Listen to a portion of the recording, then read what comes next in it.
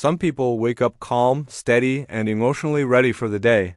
They're not overly excited or pretending to be positive. They just feel okay. Meanwhile, others wake up already exhausted, hitting snooze again and again, feeling tense before anything has even happened. Most people assume this difference comes from personality, luck, or an easier life, but that assumption is wrong. The real difference happens in the first hour after waking up. That short window quietly programs how your brain will feel for the rest of the day. Neuroscience shows that your brain is most emotionally sensitive right after sleep. It hasn't locked into stress mode yet, and it hasn't decided whether the day is safe or overwhelming. Whatever you do first becomes your emotional baseline.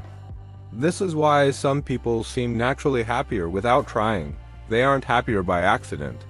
They're conditioning their nervous system every morning, often without realizing it today.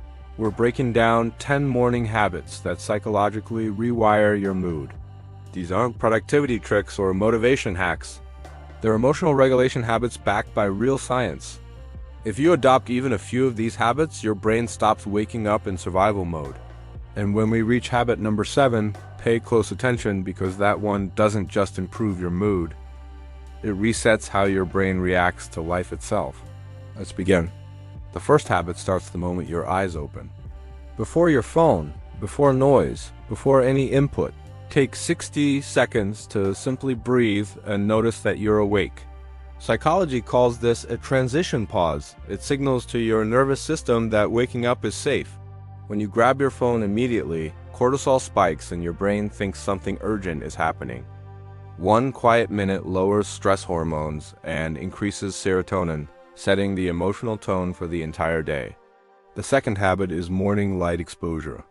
Natural light regulates your internal clock and boosts serotonin, which improves emotional stability and energy. You don't need to stare at the sun or do anything extreme.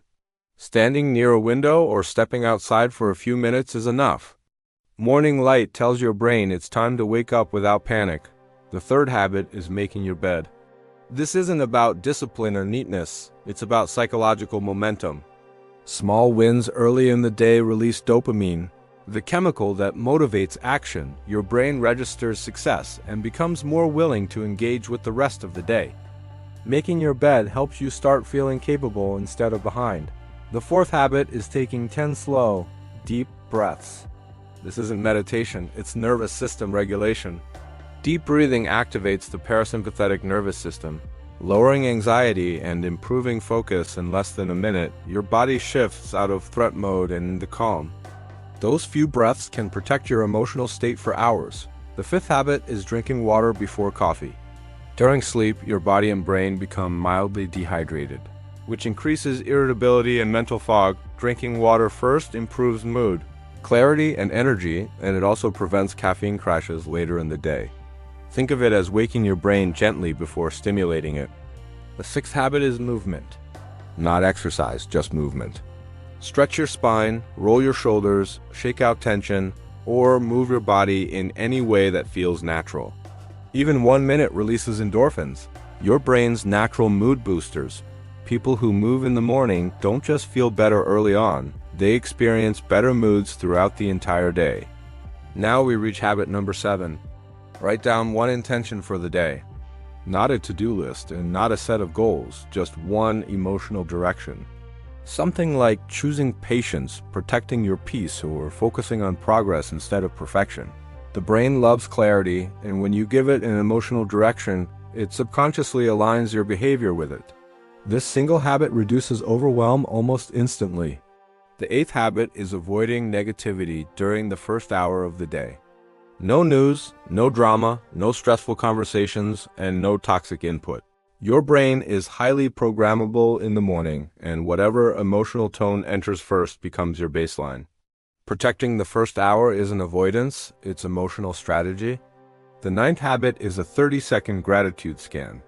This isn't forced positivity or pretending everything is perfect. It's simply noticing one good thing, one person, one moment, or one thing you're grateful for. Gratitude activates reward centers in the brain and trains your mind to notice safety instead of threat. Over time, this builds emotional resilience. The final habit is the happiness anchor, and most people skip this one. Every morning, do one small thing that genuinely makes you feel happy on purpose. It could be a song, a memory, a photo, a kind word to yourself, or a moment of laughter. This creates an emotional reference point that your brain holds onto for hours, making you more resilient to stress. Without a happiness anchor, your mood depends on whatever the world throws at you. With it, your emotional state becomes self-directed. These 10 habits don't require more time or effort. They require awareness. Try even one tomorrow morning and notice how your emotions respond. Your day doesn't start at work. It starts the moment you wake up, so choose wisely.